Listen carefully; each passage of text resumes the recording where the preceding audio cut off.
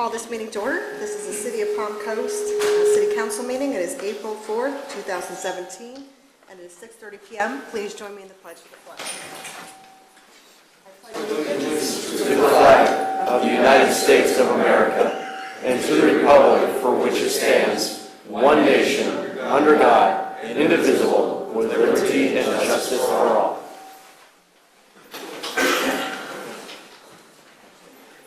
Madam Clerk, roll call, please. Mayor Holland. Here. Mayor Nobile. Here. Councilmember Cuff. Here. Councilmember Clufus. Here. And Councilmember Shipley will be here shortly as well. Thank you. Now entertain a motion to approve the minutes of the March 21st, 2017 City Council business and the March 28th, 2017 City Council workshop. Move approval. Is there a second? Second. Moved and seconded. All those in favor, please say aye. Aye. Aye. Any opposed? Seeing none, it passes unanimously. Now move to agenda item number 2, which is a proclamation recognizing April 9th to April 15th, 2017 as National Public Safety Telecommunications Week. Councilmember Clufus will be presenting this proclamation.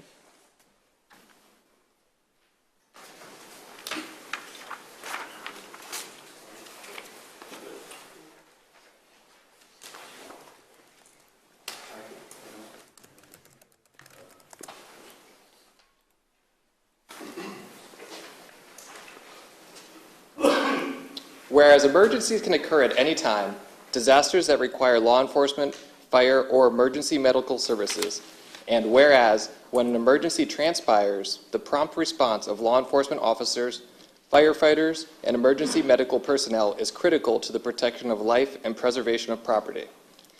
And whereas the safety of our emergency responders is dependent upon the quality and accuracy of information obtained by public safety telecommunicators from citizens who telephone the Flagler County Communication Center. And whereas public safety telecommunicators are the first and most critical contact our citizens have with emergency services, serving as a single vital link between the public and law enforcement officers, firefighters, and emergency medical personnel by monitoring activities via radio and providing information that ensures safety for everyone. And whereas public safety telecommuters of the Flagler County Communication Center have distributed substantially to the apprehension of criminals, suppression of fires, and treatment of patients. And whereas each communications employee has exhibited compassion, understanding, and professionalism as they performed their job in the past year. Now, therefore, be it proclaimed by the City Council of the City of Palm Coast, Florida, that the week of April 9th through April 15th, 2017, be designated as National Public Safety Telecommunications Week, to honor the men and women whose diligence and competence keeps all of our citizens of our city and county safe. Thank you.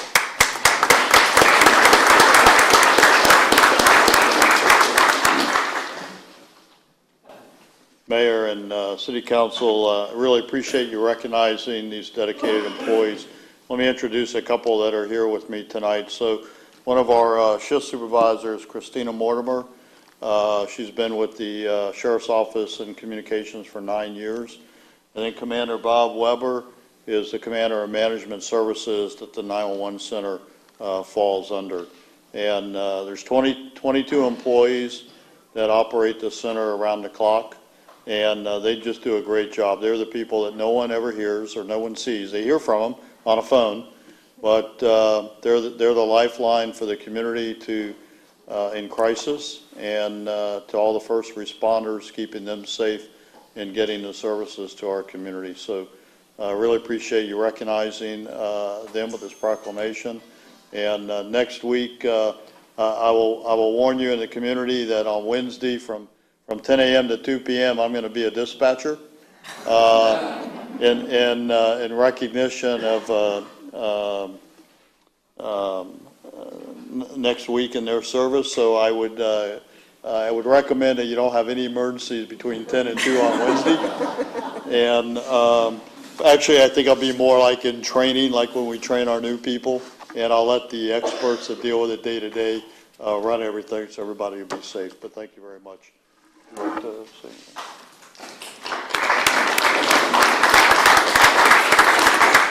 Just on behalf of the whole Communications Center, we thank you for your support and thank you for this. We truly appreciate it.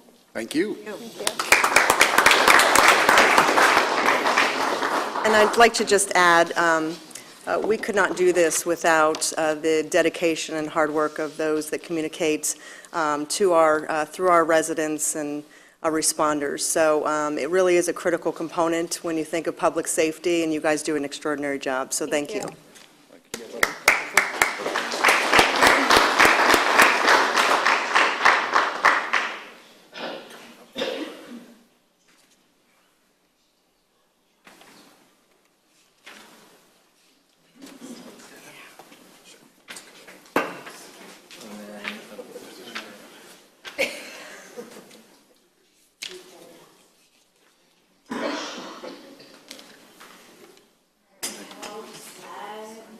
I did.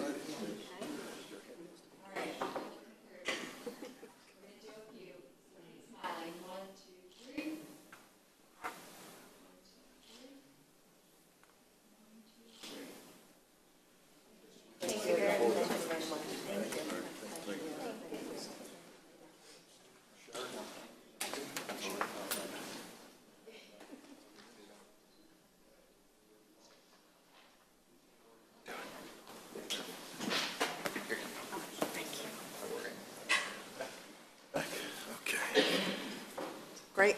We'll now move to agenda item number 3, which is a proclamation recognizing Crime Victims' Rights Week, April 2nd to the 8th, and Vice Mayor Nobile will be reading this proclamation. That is not Vice Mayor Nobile, that is Councilmember Cuff. It's the beard, I'm sorry. This is easy to get us confused. This is for purposes of IRS collection. That's Mr. Nobile. Yes, true. Whereas Americans are the victims of more than 20 million crimes each year, and crime can touch the lives of anyone regardless of age, national origin, race, creed, religion, gender, sexual orientation, or economic status. And whereas the victim services community has worked for decades to create an environment for victims that is safe, supportive, and effective, and whereas intervening early with services that support and empower victims provides a pathway to recovery from crime and abuse, and whereas honoring the rights of victims, including the right to be heard and to be treated with fairness, dignity, and respect, and working to meet their needs rebuilds their trust in the criminal justice and social services systems, and whereas serving victims and rebuilding their trust restores hope to victims and survivors, as well as their communities, and whereas National Crime Victim Rights Week is an opportune time to commit to ensuring that all victims of crime, even those who are challenging to reach and serve, are offered culturally and linguistically accessible and appropriate services in the aftermath of crime, and to express our sincere gratitude and appreciation for those community members, victim service providers, and criminal justice professionals who are committed to improving our response to all victims of crime so that they may find relevant assistance, support, justice, and peace. Now, therefore, be it proclaimed, the City Council of the City of Palm Coast, Florida hereby declare April 2nd through April 8th, 2017 as Crime Victim Rights Week. Signed this 4th day of April 2017, Melissa Holland, Mayor.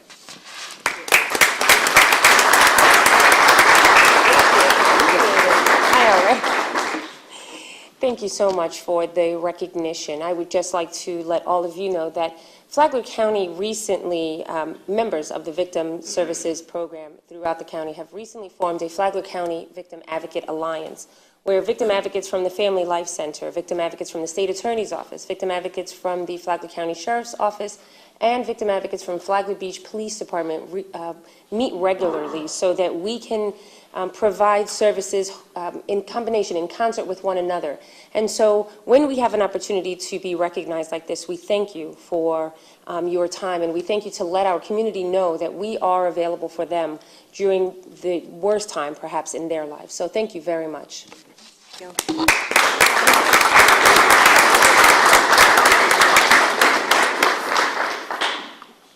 if I could just add, as the sheriff, we have a great relationship with the Family Life Center, and we couldn't provide the services to the community, especially in times of crisis and need, without them. So I appreciate that. And tomorrow at 10 a.m. at the Flagler Sheriff's Operations Center, we are having a victims' rights remembrance. So everyone is invited to that. Thank you, and thank you, Trish, for everything your organization does. We, as the sheriff indicated, we could not do this without your services that you provide to those in the darkest moments of their lives. So thank you.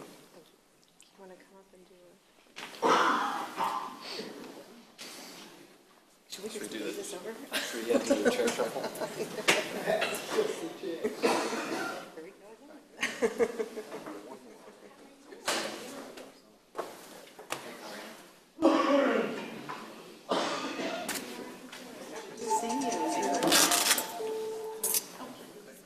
That's all right, no good.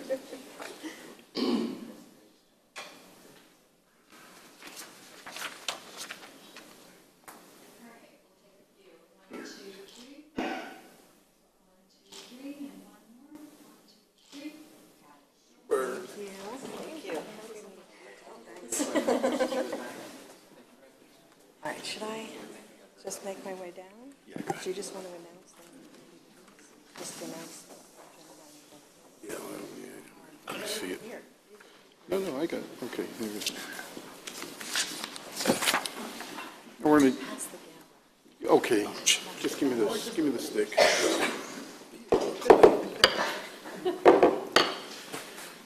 Agenda item number 4, proclamation recognizing the month of April as the National Mayor's Challenge for Water Conservation Month, and that will be delivered by Mayor Melissa Holland. Thank you. Whereas water is a basic and essential need of every living creature, and whereas the state of Florida, the St. John's Water Management District, and other water management districts, and the City of Palm Coast are working together to increase awareness about the importance of water conservation, and whereas the City of Palm Coast and the state of Florida have designated April, typically a dry month when water demands are most acute, Florida's Water Conservation Month, to educate citizens on how they can help save Florida's precious water resources, and whereas the City of Palm Coast has always encouraged and supported water conservation through various educational programs and special events, and whereas every business, industry, school, and citizen can make a difference when it comes to conserving water, and whereas every business, industry, school, and citizen can help by saving water, thus promoting healthy economy and a community. Whereas the City of Palm Coast is participating in the 5th Annual National Mayor's Challenge for Water Conservation and encourages all residents to take the pledge online at www.mywaterpledge.com during the month of April. Now therefore be proclaimed by the City Council, the City of Palm Coast, Florida, that April is the Water Conservation Month, dated this day, the 4th of April 2017, signed by myself, Mayor Melissa Holland.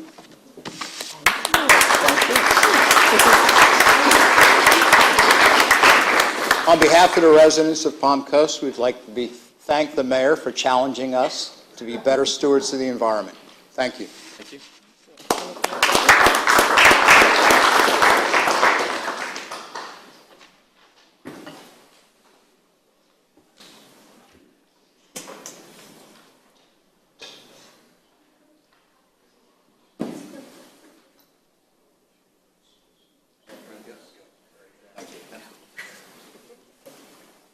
Inside the flag this time.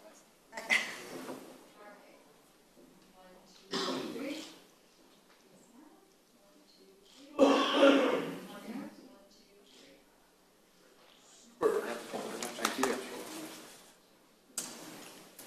I gave you things, sir. I gave you your stick back. Thank you.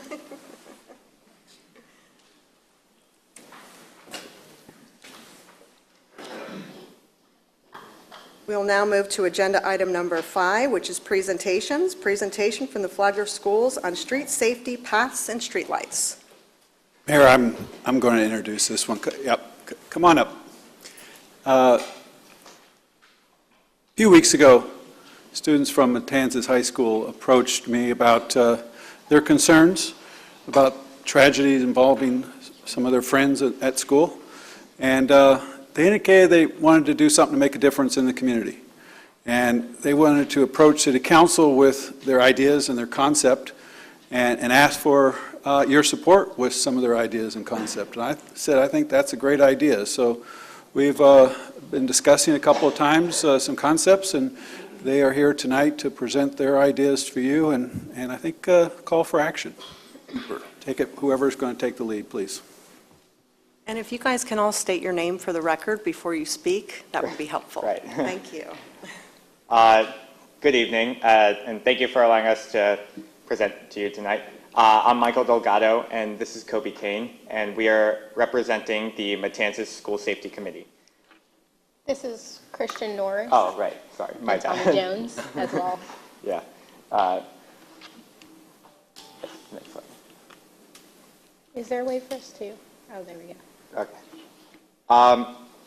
So after a dramatic and recurring increase in traffic-related injuries and fatalities in Palm Coast, it became necessary to take action. So we wish to emphasize the urgency of the insufficient lighting on streets, sidewalks for pedestrians, and knowledge of traffic safety. These issues should be a concern for all citizens of Palm Coast, and they need to be prioritized. We started off with the statistic, 1 in 5 children killed in traffic crashes were pedestrians, and then as we move on to the next slide, you can see that that statistic holds true for Flagler County. We collected this data for 2017 alone. There were 231 crashes. Of the 5 pedestrian crashes, there was 1 pedestrian fatality. Of the 5 bicycle crashes, there was 1 bicycle fatality. And that 1 in 5 holds true. And approximately 25% walk or bike to school, and there are 892 bus stops. So that means that lighting and sidewalks are very, very much needed. This committee was formed in early March, and since then we have met about twice a week to first discuss everyone's role in it, and once we got organized, Christian Norris and Thomas Jones actually drafted a petition that is now publicly accessible online, and they also created an open-ended response survey, which we have actually over 100 responses. We conducted research, so we would be informed when presenting to the council. And as of right now, there is a short film in development for a public service announcement.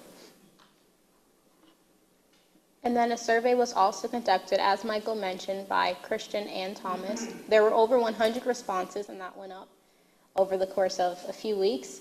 And they mentioned dark areas that were very concerning, so they had the option of not multiple choice, but to actually type in the streets that they felt needed either more lighting or more sidewalks. And some people even responded with everywhere. So I guess they really want Palm Coast to be illuminated. And then there were some outliers, including Brushwood and Lakeview, that the community felt definitely needed to be prioritized. We do thank you for your recent decision to reinstate the continuous lighting program, but we do ask that you take into consideration the following requests, and that includes a review that lighting is sufficient in all streets, that all bus stops, places where there is heavy foot traffic, and also make sure that we want to discuss the feasibility of adding pathways like sidewalks and bike paths along more roads such as Old Kings Road. And, you know, so cyclists and pedestrians aren't always in a dangerous position when traveling. And lastly, we'd like for you to consider a traffic awareness education program, which we're going to get into detail with all of these. So these areas that we listed were areas with sufficient lighting, which we do thank you all for, because those areas have the continuous lighting program. And for those in the audience that aren't aware what that is, It's kind of like if you've seen it on Matanzas Woods where there's like the long string of lights that we have. And again, we thank you for that. And on to the next one. As you can see, this is from the vigil of Michelle Taylor. She was a student at Matanzas High School, and she was in the band, and she was great to everyone. And as you can see, the golden strip up there is Belle Terre, and that's where the continuous lighting program is. And the two lights on the bottom are actually two floodlights, which is kind of like, I guess, a compound of several lights put together. And those two lights actually illuminated a good piece of the strip of the street. And then the small black portion in the middle is actually what the street looks like at night and early in the morning, and that is Lakeview. And these are the areas that the survey results revealed had insufficient lighting, and Lakeview Boulevard was the one that stood out. Old Kings Road, which is traveled by many students at Matanzas High School. Seminole Woods and Whiteview Parkway, if you've ever driven down those, are very, very dark. As you can see, this is a map of Old Kings Road, and the orange dot at the bottom is Frontier Drive. There is a sidewalk on Old Kings Road, but it does end at Frontier Drive. The long red line up there is, that's an FPL pathway with power lines. It's kind of a dirt road that leads through the residential areas. In addition to more streetlights, we want to propose having this pathway paved. So the blue section would be where we would pave a sidewalk on Old Kings that would then lead into the FPL pathway, which we would also like to see paved. And right now, it's pretty much mostly complete because most of Old Kings Road already has a sidewalk, and this would allow for a continuous pathway from Old Kings Road to Matanzas High School to make sure that all pedestrian students and really any resident of the F section is safe if they ever need to travel through there without a car. Now, as Michael mentioned earlier, we were talking about a traffic safety awareness program. These will be much similar to our drug awareness campaigns and then also our anti-bullying campaigns. We would like to see those maybe once or twice a year, most likely in the beginning of the year or sometime over the summer, so that before school starts, students will have knowledge of what colors to wear when they're walking outside, helmets to either like go with traffic or against traffic, and then these will encourage safe treks back home, which is the ultimate goal. Everybody would like to see their family members make it back home. We would quickly like to thank Mr. Landon for the help he's provided to the committee, and we want to again thank the City Council for what they have already done in response to the recent events.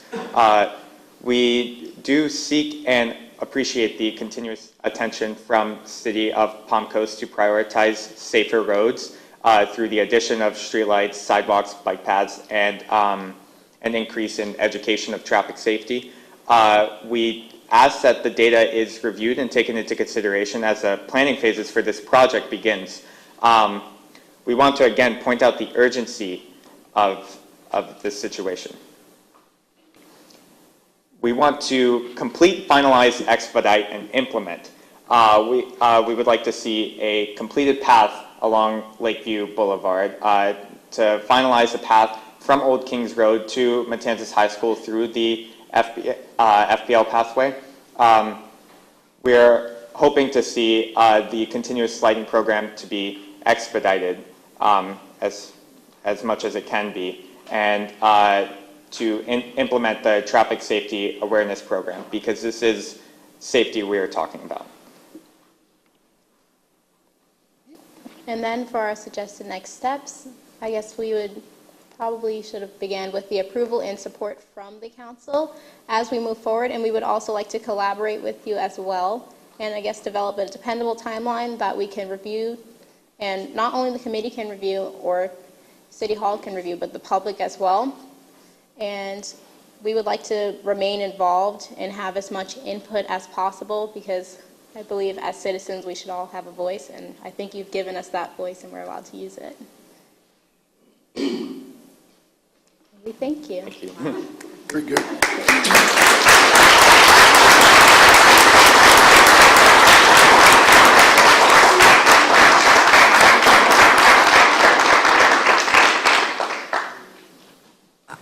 Well, first I want to also thank, I see Ken Seabolt is out in the audience as well. Thank you for organizing this and collaborating, and to Mr. Landon and Jacob Oliva as well.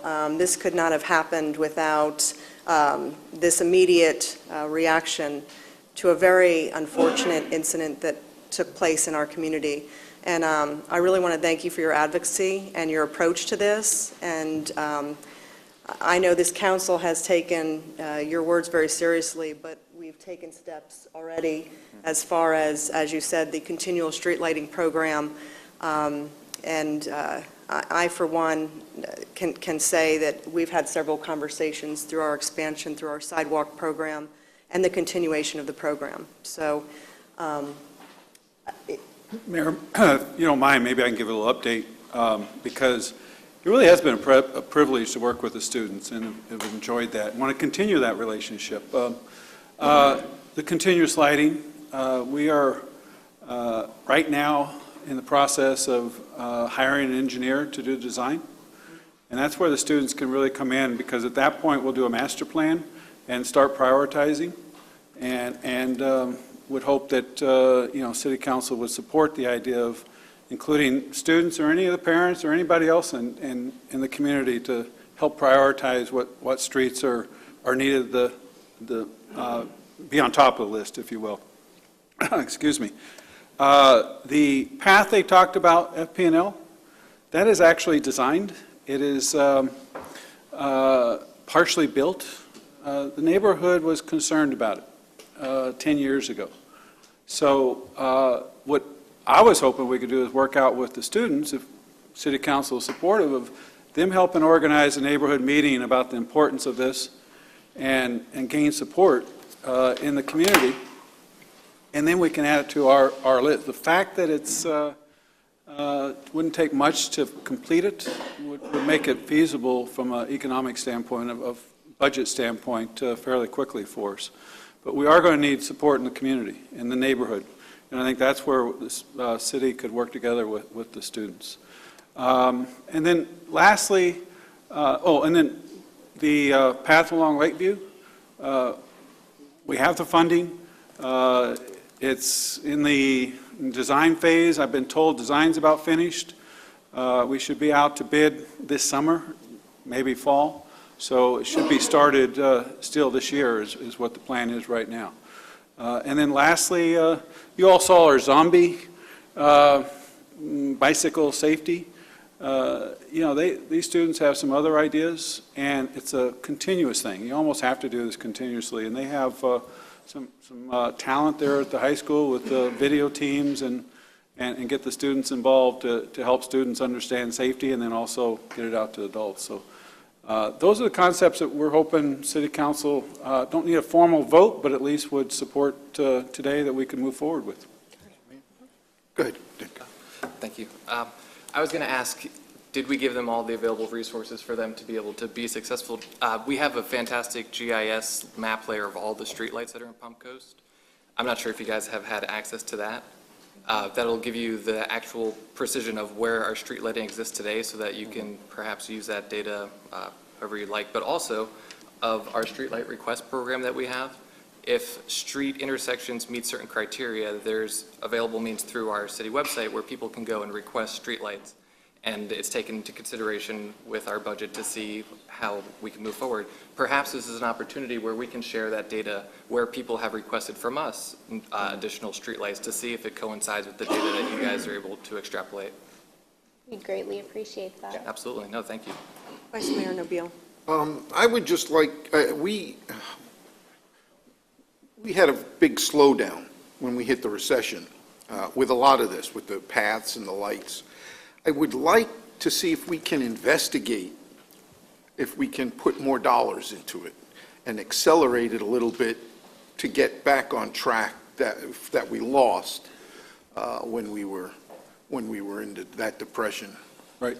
We recession. I got next workshop, so next Tuesday, you're going to see the 10-year capital improvement plan update. I was briefed on that today. So next week, you're going to get your first shot at some of these projects, and some of them are not funded right now, so we're going to have to figure that out. But now's the time to start all that with the budget, and staff is working on that, and with some help of the students, et cetera, we can bring something to you, yes. And I'd like everyone to recognize how these sharp people have come to us with a problem and a solution. Yes. Hopefully, they didn't call us names, and this is how we work. This is how it works well. You guys did a great job, and I'm proud to call you the next generation of Palm Coast. Thanks.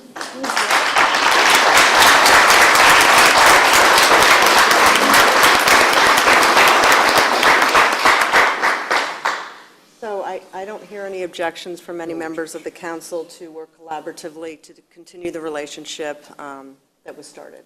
Great, thank Okay. you. Thank you again. Absolutely. Have a great night. Great job.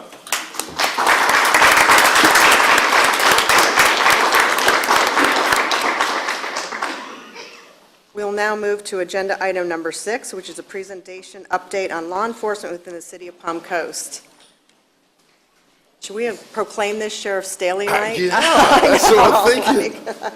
And the election is over, right? Are you just trying to get your exercise? What are you doing? Every day I get my exercise. But I really, Mayor and Council, I appreciate the opportunity to discuss the future of law enforcement and the vision for the Sheriff's Office. And I know you know Commander Mark Carmen, who works closely with you, and he'll be my assistant today as we go through this PowerPoint. We'll see how techy he is. High tech I am. But my purpose tonight is to just kind of explain the vision and where I am directing the Sheriff's Office to. And then future needs we'll discuss hopefully at a later time, but this will give you kind of a basis and a platform. So really the goal is one common goal, and it's the safety of our community that we serve together. The priorities for the city of Palm Coast: to preserve the peace, to prevent crime and arrest offenders, to work together to make Palm Coast one of the safest communities in the nation, to develop a real-time crime center, which is very high-tech, if you will, so we can do some crime predictability with it, to facilitate problem-solving with community partnerships at the neighborhood level. The young men and women that came up here today, I would say, Mr. Landon, look out, there's probably a future city manager there and some future leaders. They did a phenomenal job. But that's what we all have to do, is work together to solve community problems. And I use the term guardianship policing. To deliver law enforcement programs that are designed to meet the specific need of the community. And I'll talk more about that in a minute. So you really can't see, there's certainly people in the back camp, but this is what the organization chart overall looks like. And I'm just going to speed through this one and go to the next one where I'll break it down a little bit. So you have the Office of the Sheriff, and I have a second in command. His name is Jack Bisland. He has over 30 years of law enforcement experience in the Northeast Florida area. And we have 4 divisions. We have Court and Detention Services Division. We have the Investigative Services Division, the Community Policing Division, which is what most people see the most of because that's our patrol cars, and our Organizational Services Division, and I'll explain what those are. So in Court and Detention Services, one of the things that I noticed was that Court was in one command previously and the detention or jail was in a different command, but they all have to work together because the inmates that are in the jail have to go to court. They get sentenced by the judges to serve time either in the county jail or state prison. There's warrants and fugitives that come out of the courthouse along with civil process. And so it didn't make sense to me that they were in separate silos, if you will. So I combined them.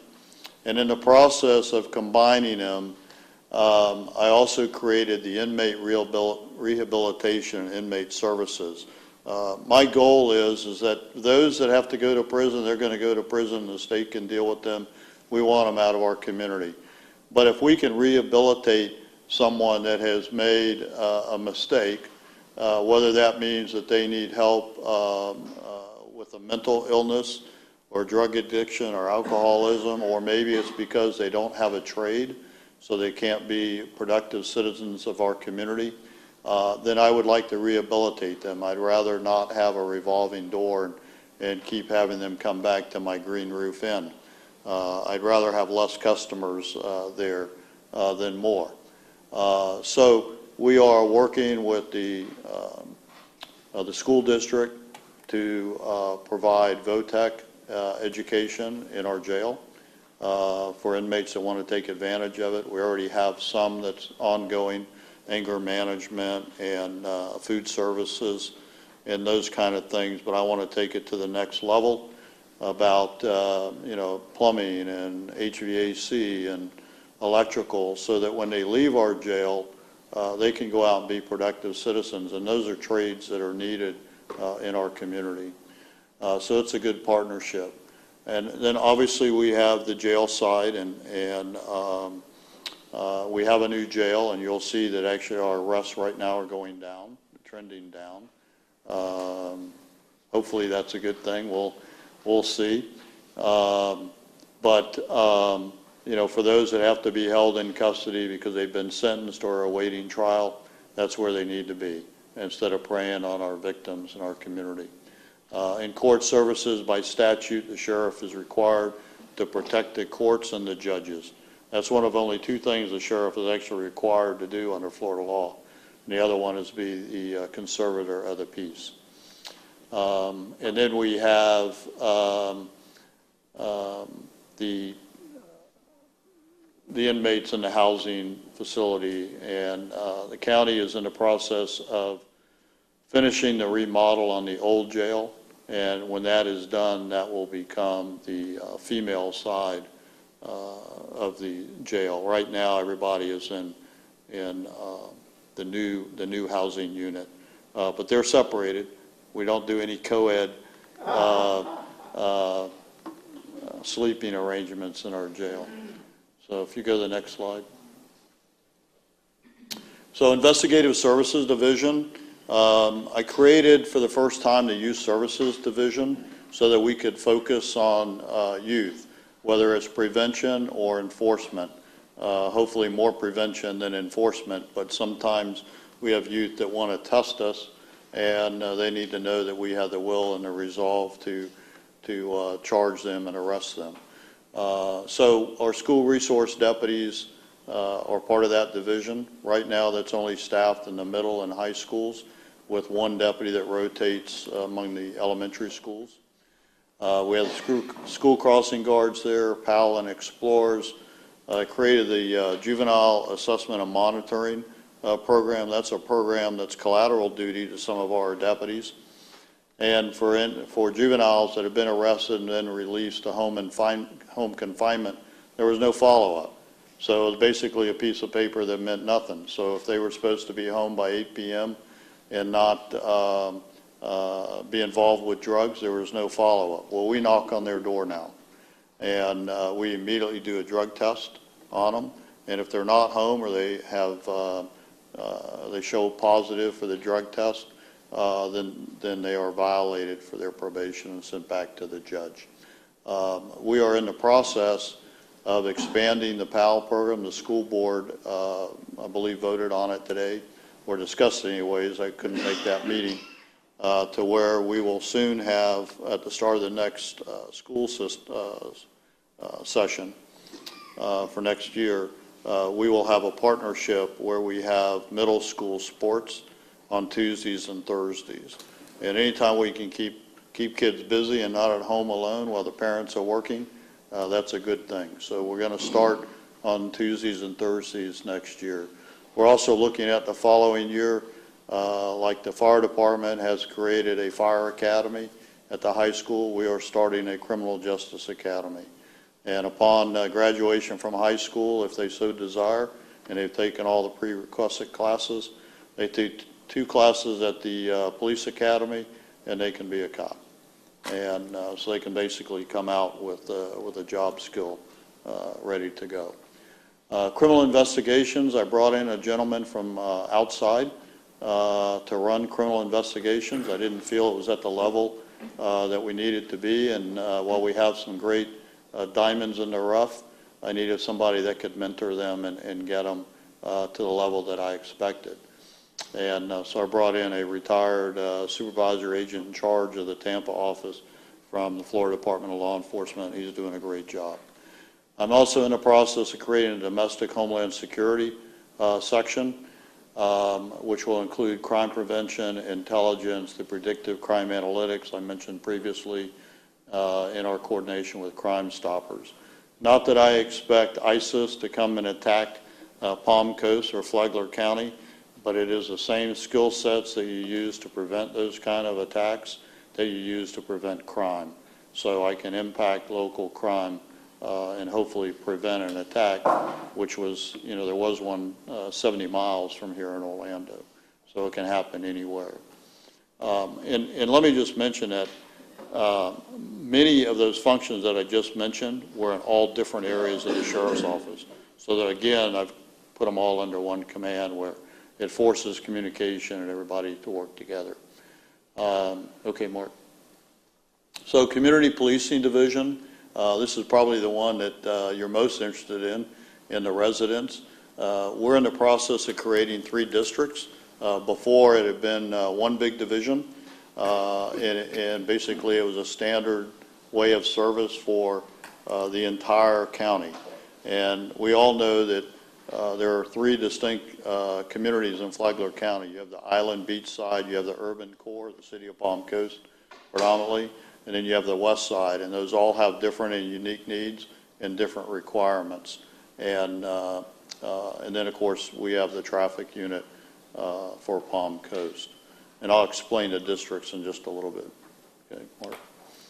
And then we have the Organizational Services Division, and that's basically the division that nobody wants. Because it's not too exciting, but it's critical components. Management services, Emergency Operations Center liaison, planning development records, technology solutions, and communications. We have the business services, which is all our budget and finance and AP, payroll, all the things that you have basically in the city. Volunteer services like our reserve program, our COPs, Citizens on Patrol, which do a phenomenal job. And quite frankly, we could not provide the level of service without them. And I'll give you an example. Our COP volunteers that are traffic crash investigators, so they've been through an 80-hour course. Last year they handled 700 traffic crashes that we didn't have to send a deputy sheriff to. And so that allows us to free up deputies to do more serious investigations. We have an HR department, which is your typical HR department, training and accreditation.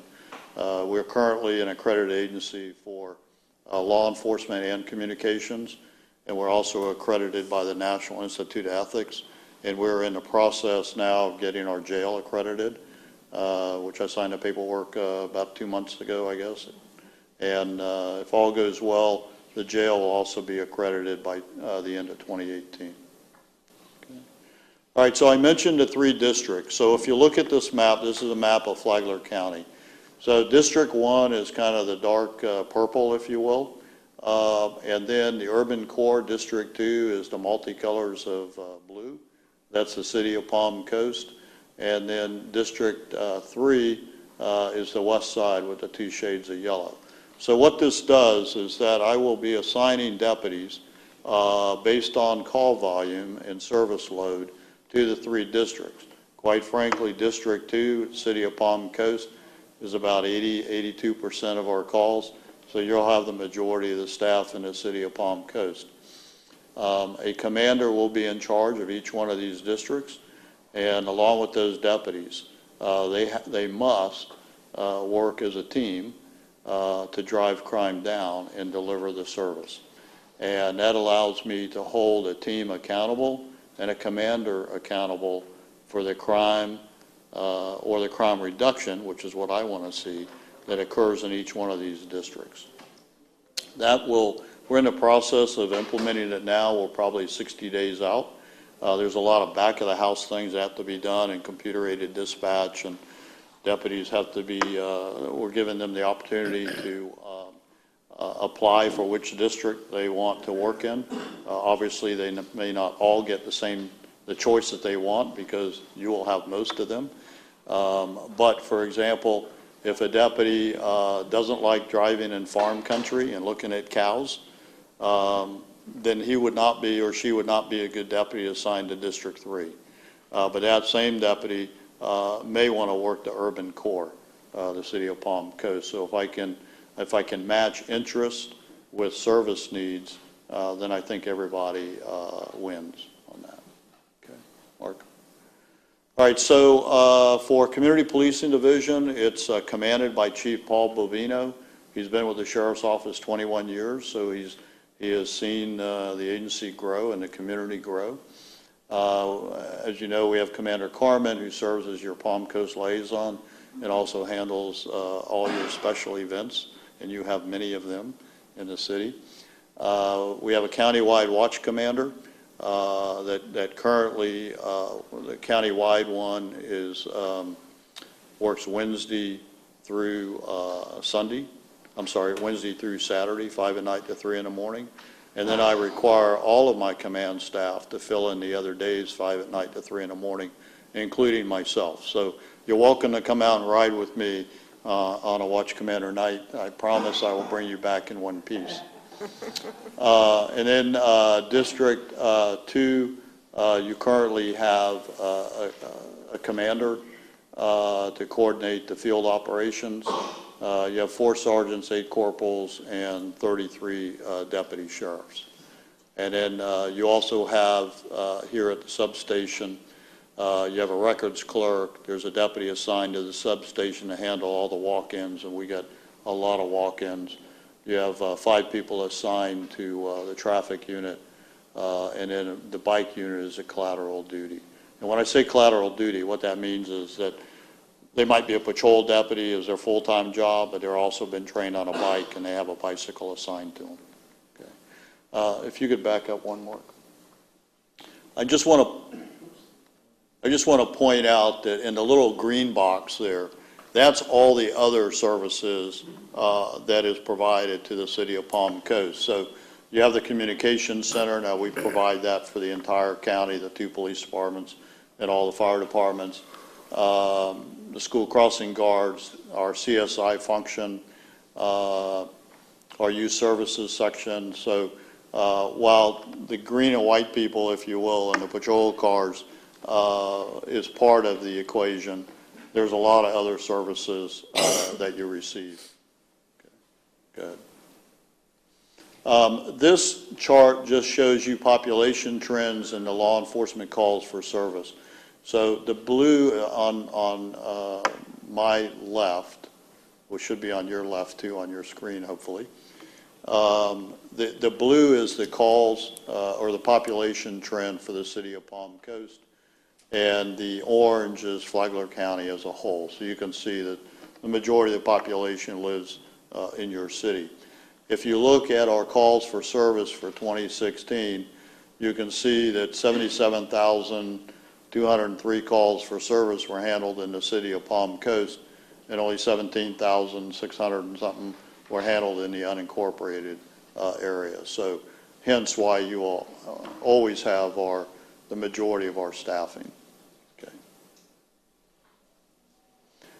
If you're curious on where the calls come in, again, the orange is the county, the blue is the city of Palm Coast, and the different sectors is how we dispatch by.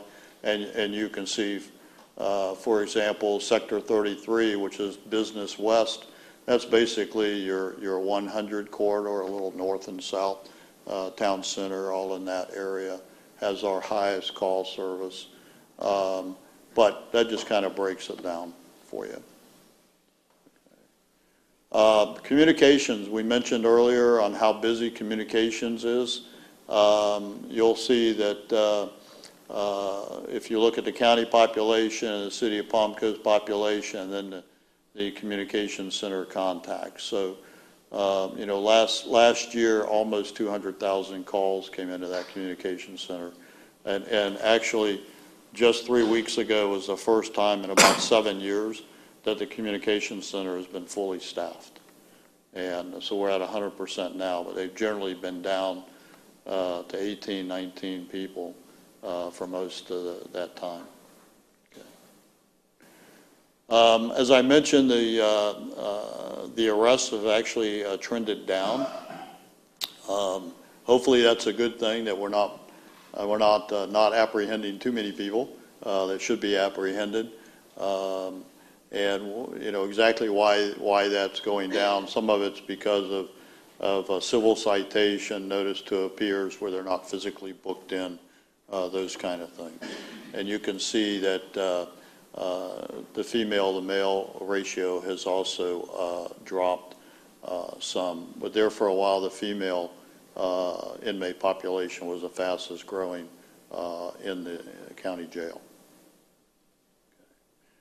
This is a breakdown of the sheriff's overall budget. It's just under $26 million. The city of Palm Coast pays about 10% of that in your contract.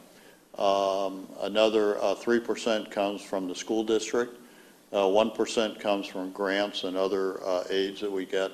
And then the rest is from the county tax dollars. And you can see how the budget is broken down.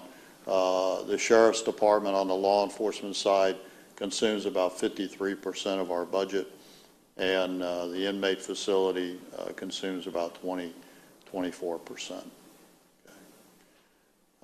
This is an interesting chart to show you. I'm going to show you what a great deal you're getting. If you look at the per capita cost of law enforcement services by jurisdiction, you'll see that the city of Palm Coast pays about $30 per resident to the sheriff's office.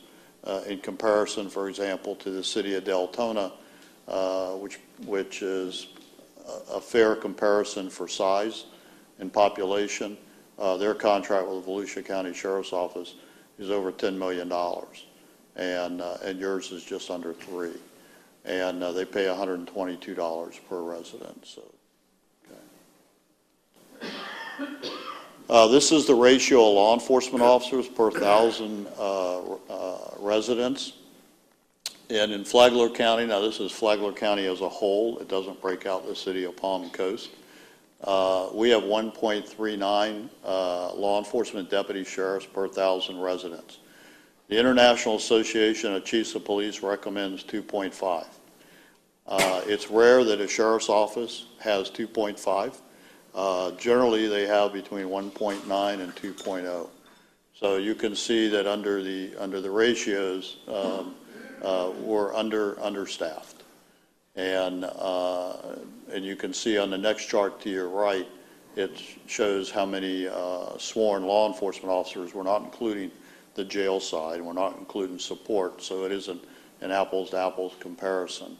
And those are things that I'll talk to you and the county about in a future meeting. So what does it cost for one patrol deputy? Well, it's $112,000. And they're not being paid $112,000. I'm sure they wish they were. But basically, the base salary is about $41,000. Operating costs for that deputy is about $28,000. Statutorily, we have retirement contributions. They have to put in workers' comp, holiday pay, overtime pay, health insurance benefits, incentive pay, which is state required under state law if they meet certain criteria. And all the things that you have running your city, obviously I have. So when you add that all up, a one-year deputy is $112,000. And that goes down, well, I shouldn't say it goes down. For example, the cars are financed over 5 years. So built into that and is some of the payments that you have to make for those cars. The car and the equipment and you know, the AEDs and everything else that goes into that car is from cameras to stop sticks to first aid kits to you name it, radios and everything. That car ends up costing about $50,000 at the end of the day. Okay. And they last 5 years? They do, because we have a take-home car plan. If they were operating around the clock, my guess is you would only get maybe 3 years out of them in there. And we make sure that they maintain them. You know, they're maintained well by a county fleet, and if we have a deputy abuse a car, then we deal with that. I'll tell you a funny story. We're not doing that here, but the sheriff of Bradford County has a little smart car. And every time one of his deputies wrecks a smart car, or wrecks their patrol car, and it's their fault, they're in the smart car for a week. So I don't know if my union guys are still here, but I might think about that, John. But, and he told me that the first person that had to drive it was his chief deputy. Oh, jeez. And so that's kind of the overview of the sheriff's office and where we're heading. I'll be glad to answer any questions. Council members, any questions for Sheriff Staley? I don't have any question except to say that I think it's great what you're doing with the students at the school and getting more involved with them, and that you have the rehabilitation program, because they do end up back on the street, and it's good to know that they'll learn a trade and maybe change how they handle their life outside afterwards. Thank you. It's great that you're doing that. Thank you. Councilman Rufus? First, thank you very much for everything you guys do. And I hope that as we continue to meet through workshops and city council meetings, that the city can try to offer new ways that you can leverage some of our fiber optic infrastructure for mutual benefit between LPRs and camera systems. Any way that we can synergistically move forward would be ideal. So thank you. I appreciate that. I can tell you that anytime I can use technology to enhance our ability to serve the community or make the deputies more effective, that's the way I want to go. And I'd just like to add, you know, we often get asked why we don't have our own police department in Palm Coast with 85,000 residents. Obviously, Flagler Beach and Bunnell both have their own police departments with a lot smaller population, but really this is the reason why. When the city incorporated in 1999, they formed a working relationship with the Sheriff's Department in an effort to save taxpayer dollars. Yes, we have a lot of call volume, but our residents do pay into county taxes. So it was a way of not duplicating that service, but also creating economies of scale. So the services that you've displayed tonight are clearly one that we're able to tap into that we wouldn't have to provide on our own. But the road patrol is going to be really important moving forward. We do cover a lot of square miles within the city. And I've been to a lot of neighborhood watch meetings, and obviously, from what Sergeant Lutz has indicated, we do have a safe community. Our community is not one that our residents should feel unsafe living in. But those kind of car break-ins, domestic situations really do tax our deputies quite a bit. So I look forward to having those conversations on how we tackle those kind of issues, and if it is more education or it's creating jobs. We do have a very low labor force right now here in Flagler County. So anything we can do to cooperate and participate, I think that's very beneficial for both sides. Well, I appreciate that. We do have a very low overall crime rate. Most of the crime that we have is property crime. We could probably reduce that about 70% if people would lock their car doors and not leave valuables within view when they do lock them, because then they smash out the windows and put their garage doors down. I hear the same things that you do, Mayor, when I'm out there, and that is something that we need to discuss in the future. Yeah. Great. Yes. Just want to thank you, Sheriff, for what you're doing, and want you to just keep that drive going and bringing us together. Thanks. Well, it's been my pleasure. The employees seem to be very enthused and excited about the new direction. And let me reiterate again that, I go out on most Friday nights, and then I'm Watch Commander once a month on top of that. Because if I make my staff do it, I'll do it too. Although that's generally on Monday nights, it's kind of quiet normally. So my Friday night rides are the place to ride if you'd like to come ride with me. And I learned my lesson that a Ford Explorer is no match for a Camaro. So we won't be doing any of that, but, because I can't catch them. Thank you. And so we look forward to a future scheduled workshop to discuss more of the details. Great. Thank you very much. Thank you very much. Thank you. Thank you.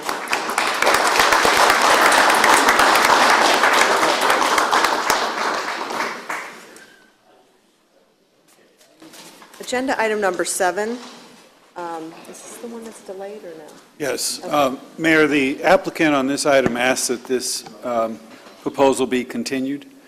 They're not sure when they'll be ready, so we don't have a date certain. So no action is necessary on behalf of City Council.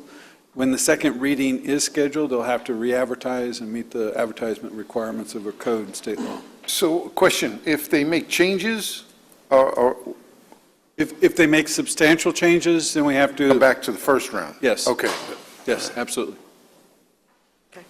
And because we had a first reading and approval, there's no time constraint for them to come back by state law? Is it within so many days? Not that I know of. Not pursuant to Chapter 166, and I'm not sure, I can't believe there's anything, I'm not aware of anything in our code that requires it either.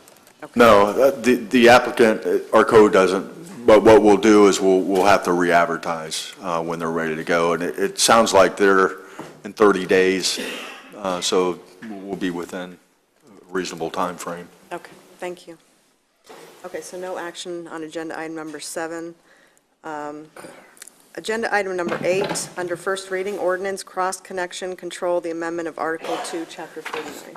This is truly a housekeeping item for us. It doesn't really change how we operate in our water system. However, state law has changed, and their rules require us to change our ordinance. I've asked Randy to make the same presentation he did at your workshop, because I think this is one of those kind of unknown items out there in the community. It's just good for people to maybe be a little more aware of the fact that we do a number of things to keep their water safe, including backflow preventers. And Mr. Reichman, I'd be remiss, I believe since this is ordinance, do you have to read that? Need to read the Yes. title. I jumped in. I apologize. That's okay. This is a formality. This is an ordinance of the City Council of the City of Palm Coast, Florida, amending Article 2, regulation of water and sewer utilities. That's of Chapter 49, the utilities of the City of Palm Coast Code of Ordinances. This ordinance establishes new sections 4932 through 4943 and sets forth uniform requirements for cross-connection control of the water distribution system and the reclaimed water systems. It provides for severability, codification, conflicts, and this provides for an effective date. Thank you. Good evening, Council. We're going to talk tonight about cross-connection control and backflow prevention, which is providing for the integrity of the water distribution system.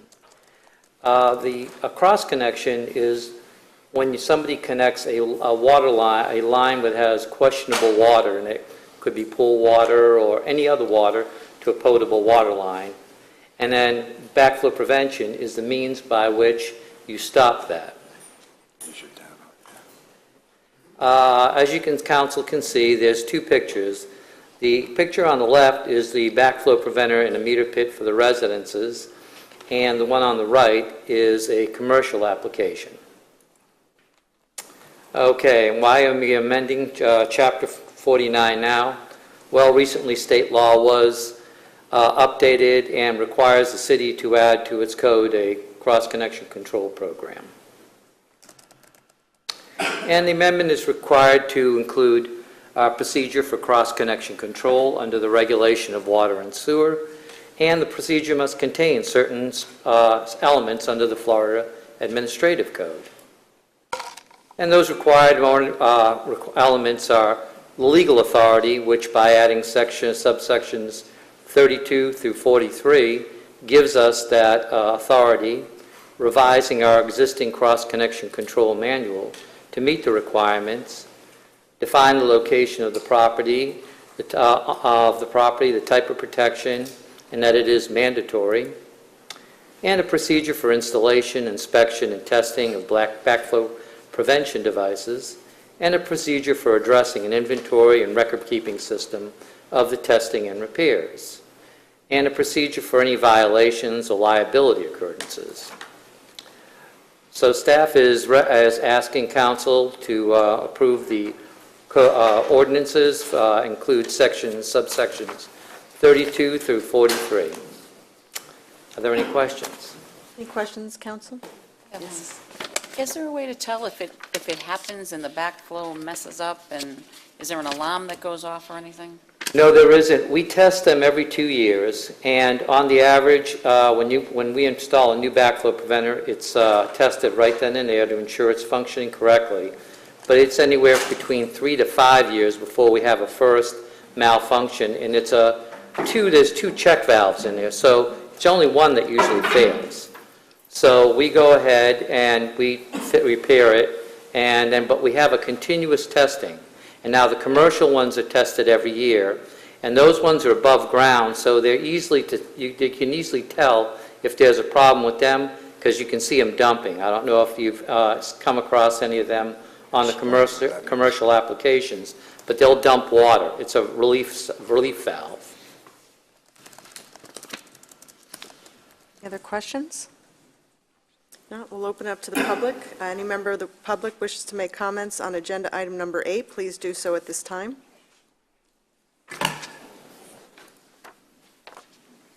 No one, I'll close public comment. I'll take it back to this council to entertain a motion. Move approval? Second? Moved and seconded. Any further discussion? Not, I'll call the question. All those in favor, please say aye. Aye. Aye. Any opposed? Seeing none, it passes unanimously. Agenda item number 9. Mr. Reichman, I'm just going to put it right to you first. Mayor, Council, this is an ordinance of the City Council of the City of Palm Coast, Florida, amending Article 2, City of Palm Coast Animal Control Regulations, Chapter 8, Animals of the Palm Coast Code of Ordinances. We're amending the dangerous dog and dangerous animal regulations. We're revising the dangerous dog classification procedures, amending dangerous dog and dangerous animal requirements, prescribing penalties where dangerous dog attacks or bites without provocation, prescribing penalties where the dog attacks and causes death of a human, revising confinement requirements for dangerous animals and attack dogs, and providing for severability, codification, conflicts, and effective date. Mayor, City Council, this is another housekeeping item. The state legislature last year changed the animal control laws in the state, and we are obviously required to follow those. We have been following those, and this is just updating our city code to be consistent with state law. It doesn't change how we operate because we've been operating under the state law. It just cleans up our records. Council, any questions or discussion on this item? If not, I'll open it up to the public. Any member of the public wish to make comment on agenda item number 9, please do so at this time. Seeing none, I'll close public comment, take it back to this council for an entertained motion. Move approval? Second? Moved and seconded. All those in favor, please say aye. Aye. Any opposed? Seeing none, it passes unanimously. We'll now move to a consent agenda. Item numbers 10, 11, 12, 13, 14, 15, 16, 17, 18, 19, or 20. If any member from the public wishes to make comments on any of the consent agenda items, please do so at this time.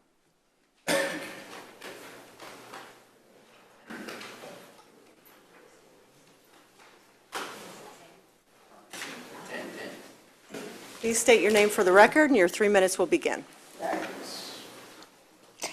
Good evening. Agnes Lightfoot, Palm Coast resident. Okay. I'm here on behalf of the Palm Coast Tennis Center. What I'd like for you to do, I know you've made some decisions, but I'd like for you to recognize the excellent and superb performance of the employees of the Palm Coast Tennis Center. They have done a splendid job. I've traveled around the country, and I've been to private tennis clubs. I've been to other public tennis clubs. And Al's stands on top of all of those as doing a wonderful job. So when you make changes, please consider the employees, particularly the staff at the Palm Coast Tennis Center. Thank you. Thank you.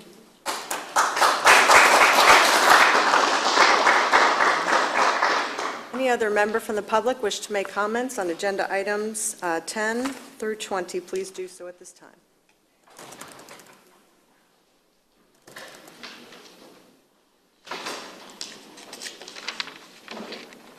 Charles Ebert.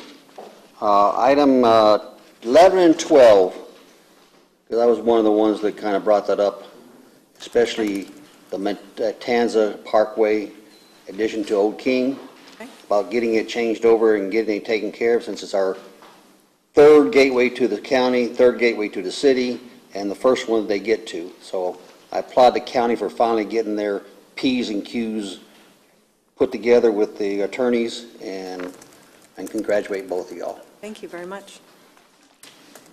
Any other member wish to make comment on consent agenda items? Please do so at this time. Seeing none, I'll close public comment. Thank you for your comments, sir, about Matanzas. We're very excited about moving forward as well, and we're looking forward to maintaining and making sure we're providing that service for that area of our community. And as far as the Agnes Lightfoot for the tennis center, yes, well, the action we're taking tonight is moving forward, obviously in a direction for putting it under Parks and Rec. We will definitely take your comments under advisement as we move forward. Thank you. Okay, I will entertain a motion to approve consent agenda item. Yes. Can I make a statement on one of these? Thank you. I'd like to just say something about 10, the golf and tennis course.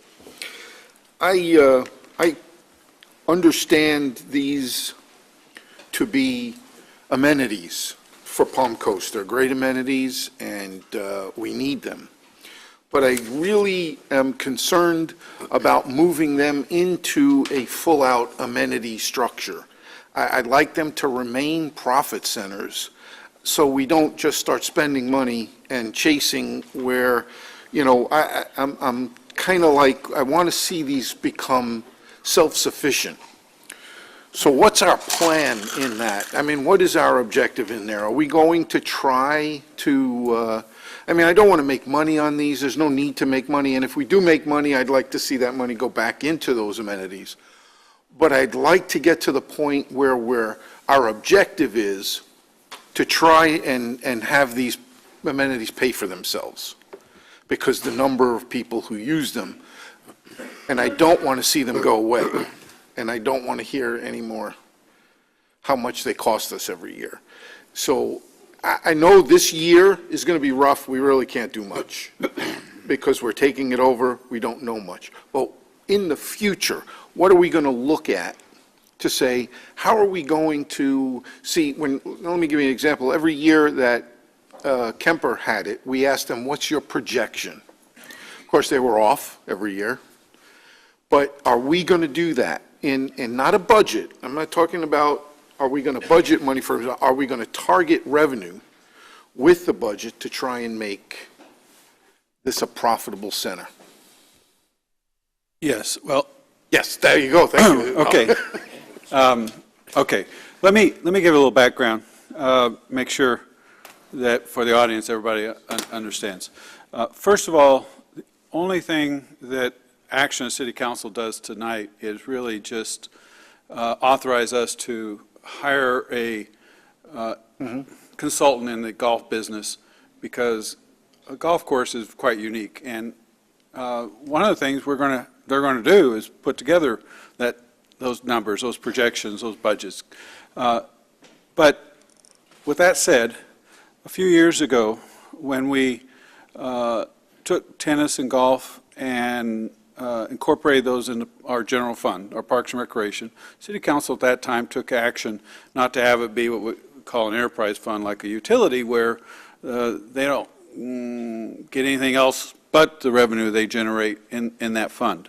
So both golf and tennis center, the tennis center and golf course, have been in the general fund and been supported by tax dollars. We will assign these to our Parks and Recreation Director, Alex, and he will do similar to what he does all his other facilities. And we do include revenue projections and expenses in those. The swimming pool generates revenue. All of our parks and recreation have user fees. And so each year they sit down with our finance director and finance team, and we'll make those projections. And then as far as operation, what we've learned is, number one, we have to maintain the amenity. It has to be a quality amenity, or else people don't come back. Whether that's at the Indian Trail Sports Complex, if you got holes and players twisting their ankles, teams aren't coming back. And so that will be our number one goal, is to make sure we maintain quality amenities. As people have been saying, quality people are very important to us, because that makes the experience worthwhile coming back. And then, like we do every other program, try to operate as efficiently as possible. In this case, what we're proposing at the golf course is a combination of city employees and private contractors, with the idea that things that we believe the private sector can do more efficient and cheaper, that we really don't have that expertise, then we want to contract out those services. Things like the accounting side of it, we can do that. We have the people to do that. And so those we'll do in-house. At the tennis center, it's a different operation, but one of the keys there is things like the pro and growing programs and lessons. We charge for those, and then those help build revenue. But the real key, I think, is what we've learned is it has to be a place people want to come to, and has to, we have to maintain them at a high level and as efficiently as possible, like we do all our programs. And so we'll do that. If at the end of the day we make some money at the pool, great. But that's not really what the goal is. The goal is to have a good experience for people at the pool with safe water, et cetera. And the way this is working is this is going to be another recreational, both of these will be recreational programs that will do the same. See, my understanding was the consulting firm was to teach us how to run it more efficiently so we wouldn't lose so much money every year. Now, the consultant is to help us with the transition, so that you could say teach it, however you want to look at it, but the consultant really is intended to help us develop the business plan, develop the budget, help us with going out to bid for things like the restaurant. We don't want to get in the restaurant business, so they will help us put together the request for proposals for the restaurant. And then once the transition, and they'll help us with recruiting a manager that will be a city employee. So I don't know if you want to call that teaching or whatever, but there are a list of tasks in their scope of services that help us through that transition. Once we have a manager, once we get the operation started, then the contract ends. It's really more of becoming part of our transition team to a total rely on a management company that we have no real oversight in, to more of a hybrid where we have direct oversight, but we also contract out some services. But I didn't think we had that meeting where we decided it was going to be the city that did it as opposed to management. I thought we were still debating whether we were doing that. Well, I thought that decision, We have Kemper right now. I remember, I thought we did decide Yeah. we were going, this was last year, that we were going to take over do that hybrid. Remember when we had that? Yeah, but I thought we were still looking at maybe that, and we I were. thought this It consulting was- firm was going to Well, tell us which was better. If you want to stay with if you recall, we went out and looked at the request of City Council to put out a request for proposals for management companies who would agree to manage it but have skin in the game and use profits as their payment. Right. We don't get any positive response on that because they don't anticipate making profit and therefore are not willing to take a risk that they don't think will happen. I think what happened was at the workshop we had a consensus. This is the response to that consensus. Yes. And for us to move forward with a hybrid, then we need to add this person to the team that can help staff do it as efficiently and as quickly as possible. And this is just the first step in many steps. So, Mr. Rufus. Yes. I just want to reemphasize again, similar to what Agnes had said about being sure that we take, that we pay attention to the individuals who are employed at the different facilities. After Morningstar has a proposal on how we move forward over the time where we take the amenities over, we should also bring in the employees from that amenity so that they can give us feedback on how Morningstar's plan actually adds up with a view from boots on the ground. And that was, we really need to get the feedback of what's going wrong and whether or not Morningstar is going to provide a solution that is actually going to work. Because Kemper has these projections where obviously they were going to be much more successful than we anticipated, or than they actually are. I'm sure Morningstar would be prone to be the exact same thing.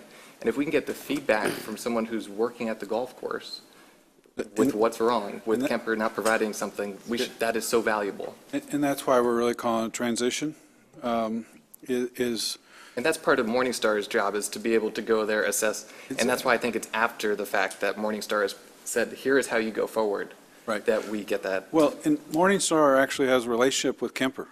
I mean, it's a fairly tight-knit network. Is that a good or a bad thing? I think it's a good thing because of exactly what you're saying, is that this isn't an adversarial type takeover. This is something that Kemper has expected. And the idea is to work together on a smooth transition. And that obviously includes employees and new employees, existing employees, a combination of things. This is where, changes can be difficult, but we're trying to make this run as smoothly as possible. But until we actually get the team in there and start the transition, it's hard to answer questions. Sure, but ensuring that we'll give them the opportunity. Yes. To at least defend them, the decision. I can assure you that, yes. Excellent. Any other council comments or questions on this item?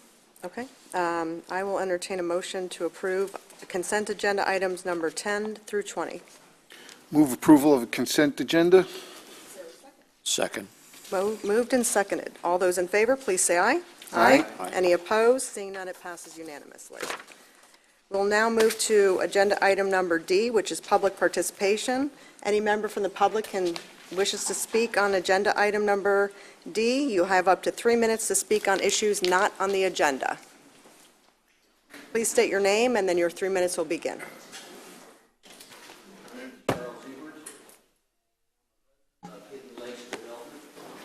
And for council members that don't know, right now we're sitting about 254 closed houses. And since our HOA annual meeting was on Tuesday, we're capping out at 380. Okay? Right now our HOA is not an active HOA. It's ran by the development and the builder. And 342 houses will give us at our 90%. My questions is, first off, Waste Pro. Waste Pro seems to have a problem since the hurricane of not taking care of us as far as yard waste. And when we do make complaints to Mr. Linden's office, I've been in touch with Nick and so forth, they call out when the garbage truck is coming around on Thursdays, they throw it all in the garbage truck, and guess where that all ends up at? Landfill. I don't know what the contract reads as is that, but I was under the understanding that recycling and garbage are separate. The next item I have is unfortunately in Hidden Lakes, and that's because of the new lift station, and that's because people do not get involved with city council and the projects. This project has been going on for about 5 years or so forth to move the old lift station that's on Old King south of our entrance to a new location, which is presently located now. No fault for the people that live in Arrowhead that they weren't aware that that pump station was being moved. They bought property there that wasn't there beforehand, but as the utilities people said about their 5-year plan, unfortunately that pump station was too small for the capacities. We had overfills. We had tankers had to come in there to take care of the wastewater that our rainwater decided to overfill and spill over and so forth. Unfortunately, the deodorizer system on the new lift station is not accurate. I understand through Nick that there is a project and there's been fundings. What I'd like to know is when the complement will be done. Thank you. Thank you. Next speaker.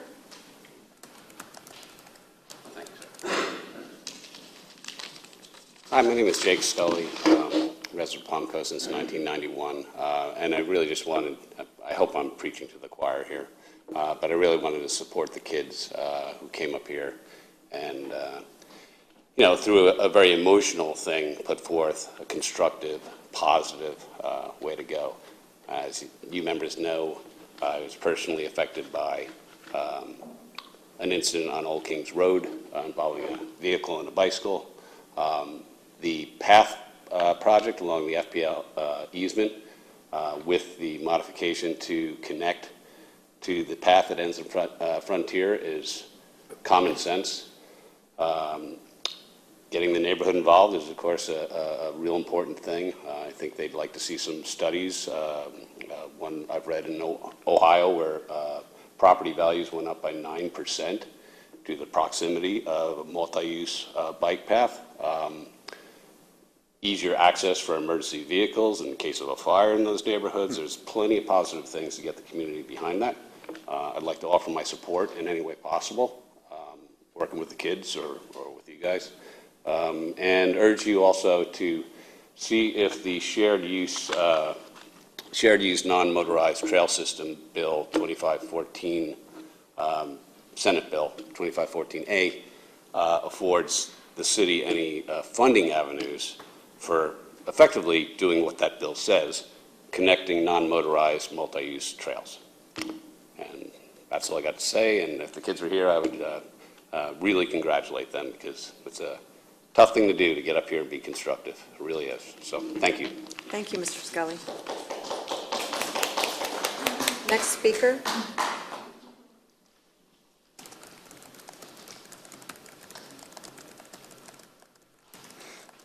Robin McDonald, Palm Coast.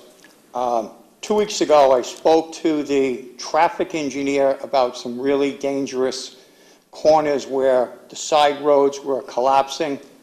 And on the corner of Ravenwood and Rimfire, they actually filled it in with chunks of concrete.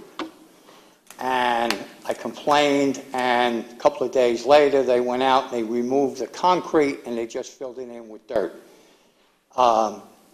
Whiteview and Belterre, if you're heading south on Belterre and you make the right onto Whiteview, there's got to be a gully about this big, and if you make the right, you're going to lose part of your front tire. I brought 3 samples of the intersections that I was talking to 2 weeks ago yesterday to the city engineer, and he said he was going to meet with the head of the Public Works. Well, it took him almost 2 weeks to get back to me, and he said, well, we're going to sit down, we're going to have another meeting, and we're going to see what we can do. Well, something has to be done because the city engineer told me not once but twice that he had a meeting with the head of the Public Works, and they were going to resolve the issue. Well, yesterday he called and left a message for me and said that, well, we don't know how we're going to do it, and we have to sit down, we have to consider the cost and all of this. Well, Mr. Nobile, who lives in your section, he knows how bad some of the corners are. Ravenwood and Rolling Sands, they've repaired that on an average of twice a year for the last 5 or 6 years. Whiteview and Rimfire, Ravenwood and Rimfire, and now Belterre and Belterre and Whiteview. So, hey guys, you got to do something because otherwise you guys are going to start getting hit with lawsuits for cars going in or going off the roads. Now, the last thing, I only got 54 seconds, and I need this chair.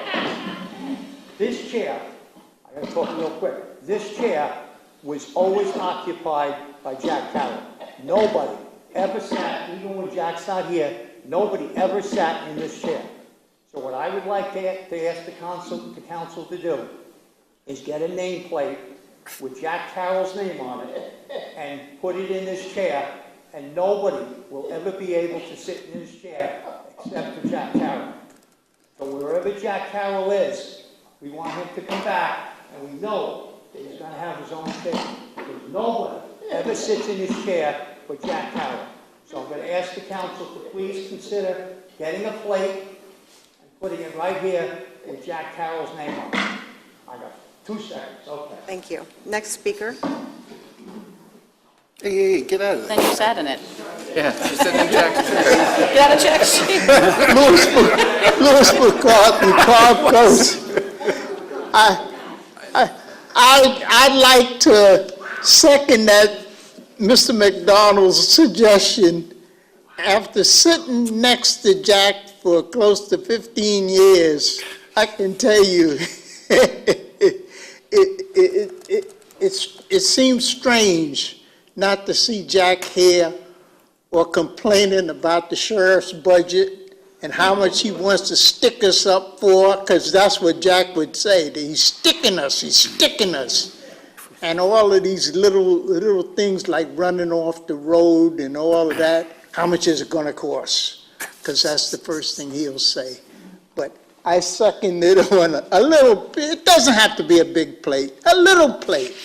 Thank you. Thank you. Next speaker.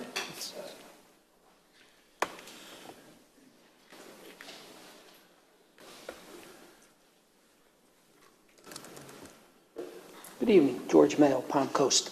Good evening. Just on the sidelight, I was told by somebody in the county yesterday that Jack Carroll is now living in England. You may have heard or not, okay, under the care of his daughter. As regards to the first reading, Article 9 tonight, animal control. Recently, it's been in the news again that somebody in control of a poisonous snake has gotten away, hasn't been found.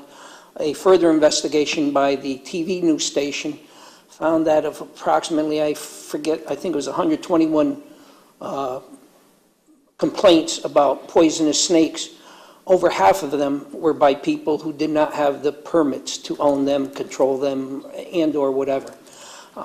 With reading of that, dangerous animals, I'm wondering if Palm Coast has anything on the books, whether we allow poisonous snakes or we refer back to state laws and whatever. And if we don't, is there something that we can do about it? Also, of the people they said over half of the ones that were complained about, nobody was ever fined, the snakes weren't removed, so it's kind of like, oh, you got a poisonous snake and you got away, okay. With this incident happening more and more, it could be dangerous to neighbors' pets, and everything else. I would like to see if we have something on the books. If we don't, can we do that? Thank you. Thank you. Next speaker.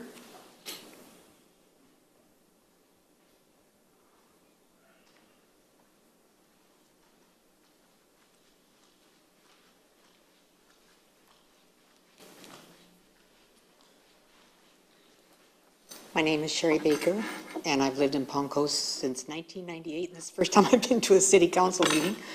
I have been a recruiter for 13 years. For 30 years, and I work from home.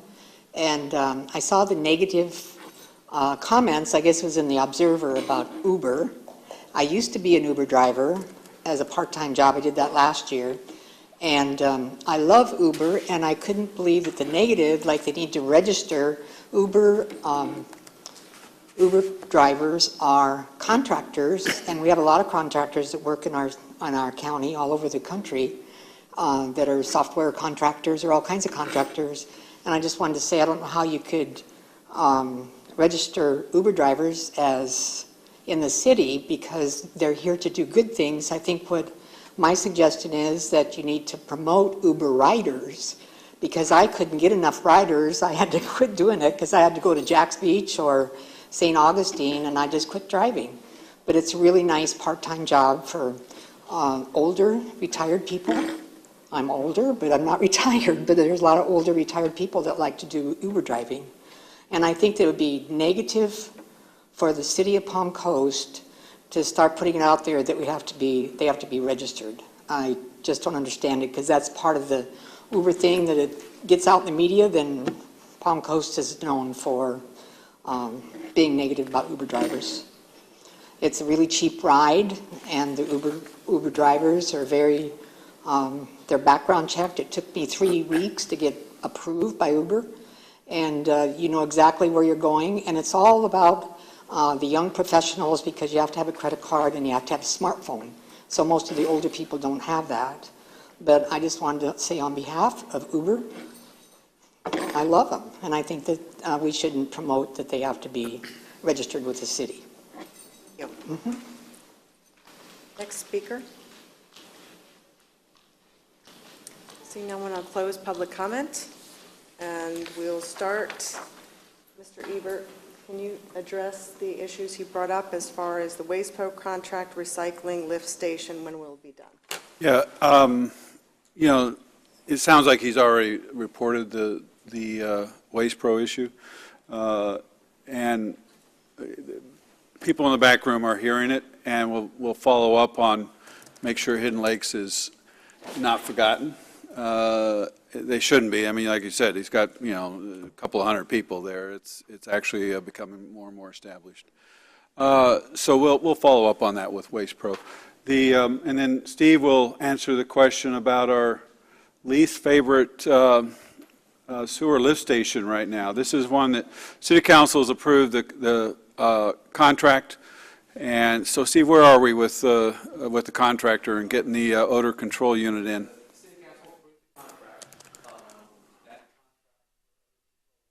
Two pump stations, the one on Old Kings Road that the gentleman asked about, and another one that's on Ravenwood Drive. We just had a pre-con meeting today for the project, matter of fact. So the process will start moving forward with shop drawing reviews of the equipment and the actual obtaining the equipment for installation. And that usually, for that type of equipment, usually takes roughly 2 months, 8 weeks, plus or minus. And the installation period for that kind of thing is not as long as most construction projects. So 30 to 45 days, it'll probably all be installed and completed. So you're looking at probably 90 days from here to a max of 120 to have it operating. Okay. Thank you. Else? Thank you. And to Mr. Scully's comments, I would concur. I think Jake would be a great advocate as far as working with the schools, with the students, as far as he's been here a long time, passionate about the issue, just like the students are. So if you would include him on the discussions. Yes, he's already been contacting us and is interested, so yes. And as far as the Senate Bill 2514 connectivity, has staff looked into that as a mechanism for different funding sources? That is, I don't know if it's that Senate bill, but, you know, those are the kind of grant dollars we're getting for multi-use pass for Lakeview, along with a lot of others that we've built. This one, if we can get it done sooner, and the fact that we've already gotten this far along, I don't think really would be a good match. I think we still have other paths that we can apply for. But yes, we're well aware of those dollars. Mr. McDonald, the sides of the roads, Ravenwood, Rimfire, Whiteview, Belterre. This, you know, this is one of those phenomenons with us here in Palm Coast that I just wish people keep their tires on the asphalt so that they don't kick out the shoulder. But Nestor will get together with Mr. McDonald and let him know what the plans are. And it's an ongoing maintenance issue at a number of them. Sounds like this is one that we need to get after. We try different things like concrete, and then people get concerned about that too because it kicks up. But Nestor will get with Mr. McDonald and let him know how we're addressing it. Thank you. George, the poisonous snake ordinance on the books. Well, the code that we have right now in Chapter 8 does deal with venomous reptiles. The definitions of animal includes snake, and the definition of dangerous animal includes venomous reptiles, and then the guts of, if you will, of the code which talks about what you can and cannot do and what the responsibility of the city of Palm Coast, code enforcement, animal control, includes dangerous animals, which again has in it the definition of venomous animals. So this is something that's within our jurisdiction. It's something that when something is reported, we investigate it and we'll do what's necessary. Most of the code that you were, or the ordinance that you were considering this evening was additions to Chapter 8 to deal with changes in the state statute with regard to dangerous dogs specifically. So it was really a narrow, if you will, change to Chapter 8. Doesn't eliminate what we have in Chapter 8, which deals with the regulation and protection of the citizens with regard to venomous animals, venomous reptiles. Yep. Lewis McCarthy, and I'll refer to Mr. McDonald's comments. We certainly appreciate public participation and the years of service. My father went to every county commission meeting for 15 years. Molly and Al DeLello went to every county commission meeting for 15 years. We have a lot of residents that really do participate in the process, and I think that's very good for our community, the more participation we have. But I just think it's setting a precedent if we start putting plaques on chairs for people. How many years are we requesting? But I think it's a lovely gesture. We all miss Jack. He's in good hands with his daughter and doing well. So, and as far as the Uber discussion, I don't think it was meant to be a negative. I think certainly I brought it up as I wanted to understand the process a little bit more. I'm not familiar with Uber. It's new to me. And there were some questions from some residents on what the process was as far as some vehicles that showed up for certain residents and the condition they came in. So I think you'll hear discussion on this in the future as nothing, immediately, but as far as how we look at these types of services and how we partner. This is not a discussion back and forth. I just wanted to clarify that. Thank you very much. And Mayor, just to remind you, this council was given direction to staff and to my office to look into options that might be available to be considered by this council. And I also would remind the council that up in Tallahassee, there's certain discussions about not letting us get in the business of protecting ourselves to the extent that might be necessary with regard to these ride-sharing business platforms. So there's going to be a lot of additional discussion, both in Tallahassee and I'm assuming here as well in the near future. Thank you. Okay, we'll now move to discussion by City Council of matters not on the agenda. Councilmember Cuff. Just one quick comment, because I hope the city attorney and city manager will update us, but the legislative session is half over. They haven't totally stripped city and county governments of all of their functions yet, but I don't see any great comfort that they're not going to try to do it and sneak it in at the last minute or, rush it through some committees. So if anybody on staff has any updates on the specific bills, particularly HB 17 and whatever its despicable companion is in the Senate, if there is one, or any of the other preemption bills that we've seen, it's almost like trying to pick out an individual drop of water when you're standing in the shower. There seem to be so many of them that have been filed this year. So I just, I know staff and our lobbyists are keeping an eye on it, but we really need to keep an eye on it. And I agree with you. I mean, I think it's important to remember, obviously, these games are played every legislative session, and unfortunately, or fortunately, by the time it gets to the end, less than 14 bills that were filed from the beginning actually pass.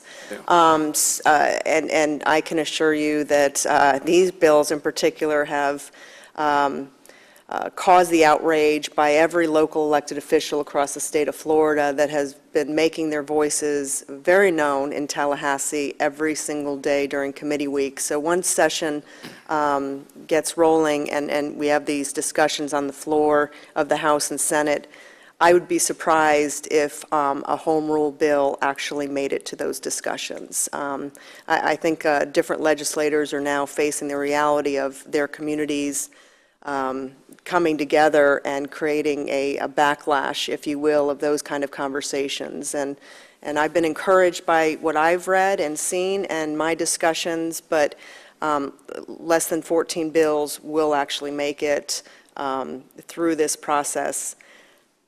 I'm suggesting that home rule will not be one of them, but others will. Others definitely will, so. My only addition to that is that I receive and review daily and weekly reports from the Florida League of Cities and Florida Association of Counties, which I'm sure all of you do as well. And the information that I have, I guess the summary, what I take from that is that, as the mayor indicated, there has been a tremendous amount of pushback from the public's municipal representatives, from the editorial and news staffs of a lot of local press, and I'm perceiving that is having an impact, as the mayor indicates. What I would take from that is that while that is working, the last 10 to 15 days are the ones that we have to be most vigilant about. When these bills get to the extent that some of them get out of committee and get to the House floor, or there are other potential legislation where these types of matters can be tagged along onto other legislation. I'm not a lobbyist. I don't go to Tallahassee, but I know that for those folks that work for the city of Palm Coast and for other municipalities, obviously they need to be on guard, because I'm not sure where. It just seems like there's a tremendous amount coming this year. I haven't seen this quantity before.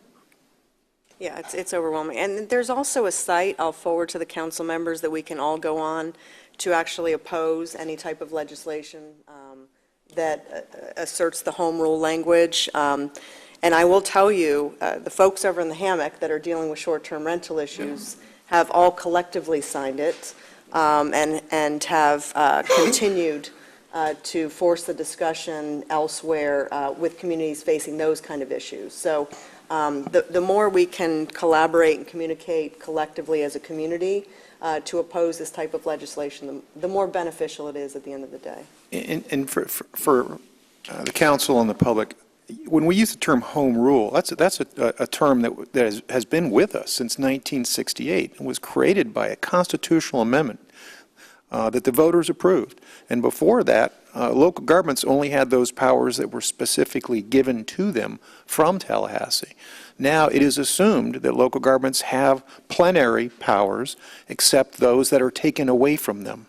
And that's what's happening now, is that powers that we have enjoyed since 1968 are being challenged. And I think the abundance of these frivolous attempts is better for us, because it wakes everyone's waking up now and going, hold it now, you guys are, so hopefully that unity is because they're doing some really interesting, best word I can think of without cursing. So. Yeah, it's unfortunate, it really is. Exciting, yeah, anyway. Yeah, well, and that's, I don't want to beat it to death, but that's one of my fears is one of these that I haven't even heard about on some more limited area is flying in across the pole, behind the chaff that's being created by HB 17 and the rental ordinance and so forth that are getting a lot of public attention. Well, and I will say, the irony of all ironies, due to the fact of the governor feeling attacked by both the House and Senate against his main focus, which is job creation, has caused the governor to come out front to assert his authority to say home rule is something that our local governments should have the responsibility to define their own destiny moving forward. So it's very rare when you see a governor come and attack leadership in both the House and the Senate, but he clearly is doing that. These are strange times. That's all. Anyway, that's all. Well, thank you for your comments. Thanks. Yes, I had two things. One, thank you, Chris, for getting the numbers for the amount of utility users who are on the auto pay and also getting paper bills, and it was about 5,000. My question is, how much does each one cost to send out? I mean, I'm sure we pre-sort and it's not just a normal stamp. 20 cents? I'm going to have to defer to Chris. He's trying to do some math in his head. That's scary. I can see the long division happening even as we speak. There's only about 50 million numbers that I have to remember on a daily basis. If I remember correctly, the printing cost per bill is 10 or 11 cents to print the bill. Another 2 cents, let's say, for the envelope, and then whatever the current bulk rate is, which is somewhere in the low 40 cents to mail an envelope. Cents, round 50, figure. 55 cents, somewhere in there. Sure. So we're looking at somewhere between $3,000 a month-ish, so I mean, somewhere in the neighborhood of $30,000 to $40,000 a year, that potentially these people who are very much eligible to have that waived as an opt-in agreement, that's something we might want to look in towards the future. Thank you very much for doing the due diligence. Yeah, there's no question the largest cost of the mailing of anything is the postage. Yeah. Well, and just for clarification, our current system is the opt-in. In other words, it defaults to paperless. Our and you current have system to- defaults to paperless. My suggestion would be perhaps we think about in the future of opting people into the electronic-only bill pay if they're already using auto pay and they're getting a paper receipt sent to them. So I'm sure people would opt out of they want their paper email sent to them every month, but I'm sure probably half of them just get in the mail and toss it. But whether there's legal precedent I know AT&T did it to me, but they're probably more powerful than we are. So. I've been a strong advocate for the paperless, and I push it, and we work hard on promoting it, and we actually have some challenges with employees as to who can sign up the most and all that. We are willing to give, I'm more than willing to give the direction that we're going to send out a notice that you're no longer going to paper bill unless you send us something back that says you want it. I will tell you that for the next week or two after that, our phones will be very busy. What about when they have the auto pay, and they're still getting the bill? We know they've got it electronically, it's auto paying, maybe there's a fee assigned to it. What it costs us. Convenience charge? We could. And then you opt out, and that charge goes away. We do that too. It's. Mr. Landon, there's been a lot of studies, there's been a lot of even big credit card companies that have tried to force people to go to electronic payment, and there's been electronic billing, there's been a tremendous backlash in the industry as a whole, and it really comes down to a customer service issue. The cost of issuing the paper bill is included in your utility rate. Someday if everybody decides they're ready to go electronically, it'll have a positive impact on that. But that's, it really becomes a customer service issue. And I don't think everyone's ready to go e-pay, but I think that's also represented by the 15,000 people who send in a check. So this specific 5,000 people could be a prolific target to be able to hit, but.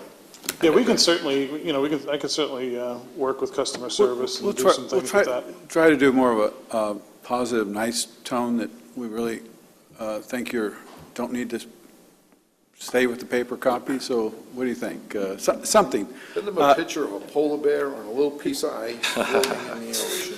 Unless you deal with customers, not just us, but everybody, it's amazing how people can get wound up over the littlest things and how many can get wound up. And what those customer service people have to deal with is really not nice. Yeah.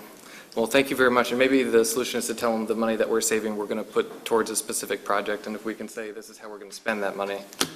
Public safety is more important perhaps than a paper bill each month, but let the customer decide. Just keep trying to get the word out and promoting it. Thank you very much, Chris. The second item I had was I had received another phone call about a Waste Pro situation and an email of an individual who lives off of Seville.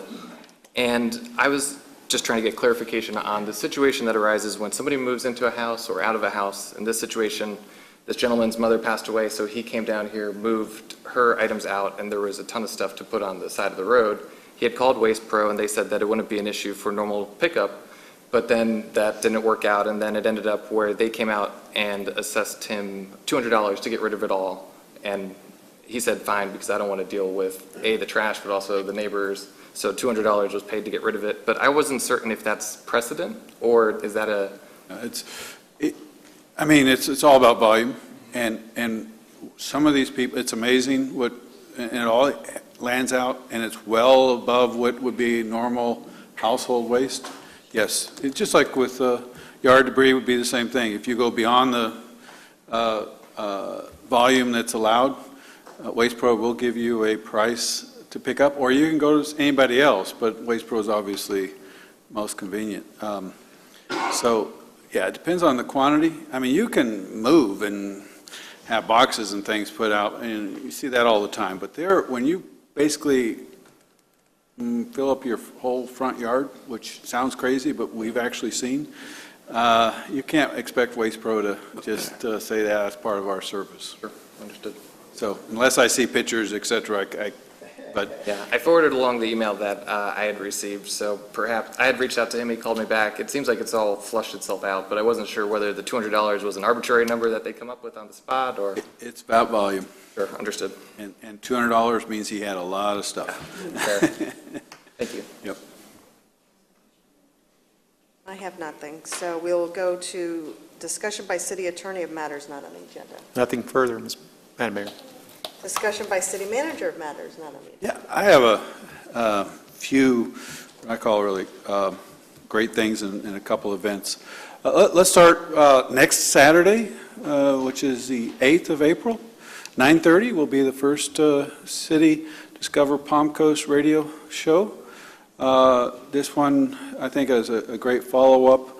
Will feature Superintendent Jake Oliva, Mr. Siebold from the school, the vice principal, assistant principal, and a student or two. And talk about the street lighting, their presentation, why they think that's important. Also try to help educate people as to what we are doing, what you can do to add a street light, those type of things. So really trying to continue to stay focused on that issue, and that will be the first talk show. And just to follow up, we then have the ability, David Ayers will send it to the city so we can put it on our Facebook page, our website, so anybody can listen to it at any time. They don't have to tune in necessarily at that time, but they can archive it, and the radio station on their website will have every show archived. So you can go on, click it, and listen to it. I think the next program the following Saturday will be on fire safety and this time of year. You know, we got nice rain today, which I'm here to tell you there's a few of us that were very happy to see it because it was getting so dry out there. And but if you look at the forecast, it looks like we're going to get dry again. So this time of year, until you get into the end of May, June type time frame, that's another timely one. And then a number of other things. So it starts this Saturday. The following weekend is Easter weekend, and we start off Friday evening at 8 p.m. with our free movie in the park here at Central Park, right outside City Hall here. And then we have the teen flashlight egg hunt that same evening. I think we start off with that. And then the next day in the morning, we start off with the little ones and their little Easter egg hunt and everything. So happy Easter to everybody as we come up to that event. Then the last thing is and I sent something out to City Council late today, and something that makes me very proud. But this Saturday actually turned out to be quite a special Saturday. For this organization, staff, the leadership, everybody. So just to kind of tell the story is that we've always been proud stewards of environmental issues. And when we went to design and build this building, City Hall, it was a direction of City Council that we were going to go after the environmental label called LEED. I don't remember it. Everybody knows it's LEED, but we got silver certification, and that is not something that just happens. We're only the 5th one in the state of Florida, so we had a nice ceremony to unveil the plaque and everything. But while we were there, we had a nice little visit from a representative from the St. Johns River Water Management District, the ones that we coordinate with all our water resources, and in particular, water conservation, and had a nice little, not total surprise to us, but an unveiling of us being designated Florida Water Star City Hall. And once again, okay, well, is that a big deal? It's the only city hall in the state of Florida. It's the only commercial building in Flagler County. These are not easy feats. You actually have to put a lot of effort towards that. So a couple of great examples of, once again, state and national recognition for this community. In fact, the lady from the Water Management District said that, we're kind of the talk of the state, definitely in the 11-county region, that when you talk about environmental issues such as the Mayor's Challenge and water conservation, Palm Coast is the one they put on top of the list, so very proud. And then while I'm there, had another major wow factor from our standpoint. We have what they call, FEMA puts together a program to try to encourage communities to avoid flooding and have stormwater management programs, educate people, do things as far as making sure development is in the floodplain and a variety of things. And to encourage that, they have a rating system. They call it the National Flood Insurance Program Community Rating System. Most people maybe have heard of ISO, Insurance Standard Organization, or something that then affects your insurance ratings. When we first got into this program, and not a whole lot of communities take the time and effort because it's difficult. Only about 1,440 communities in the whole United States actually are in the rating system and take the time to try to make sure you meet those standards. We started off as a 6, and then 5 years later they came back and evaluated us again. We went down to a 5. And once you hit a 5, you start getting up there where they come back every 3 years. So they came back in 2016. And once again, a lot of effort, a lot of pride that our staff puts into this, and we just got notice Friday that we are now been classified as a 4. To try to give a little reference to what that means, there are only 13 communities. Well, no, let me say, there were only 12 communities in the whole United States that were 4 or better. There are now 13. Now we have a baker's dozen because Palm Coast is one of those. So if you take the whole United States, Palm Coast is in that elite category right up there with very few communities that have a 4 or better rating. I always talk about what an excellent organization we have and these national recognitions. This one impacts our residents and our businesses. There's different categories of flood possibilities, and this actually reduces flood insurance premiums for our residents and businesses up to, depending on what category you're in, up to 30%. So not only does this make me a very proud city manager to be part of an organization that's in that elite group, but it actually helps the pocketbook for anybody that has flood insurance here in Palm Coast. So huge success story for us. Something that, unless you're in the business, you probably don't know, but I'm telling you, I'm on cloud 9. Denise Bevan is our lead in this. Takes, quite a village, all departments throughout, and it also obviously takes support of City Council and the community as we work through these. But once again, can't say how exciting it is to have this kind of national and state recognition for this organization and community. So, Well Mayor, with done. that. Thank you. Motion to adjourn.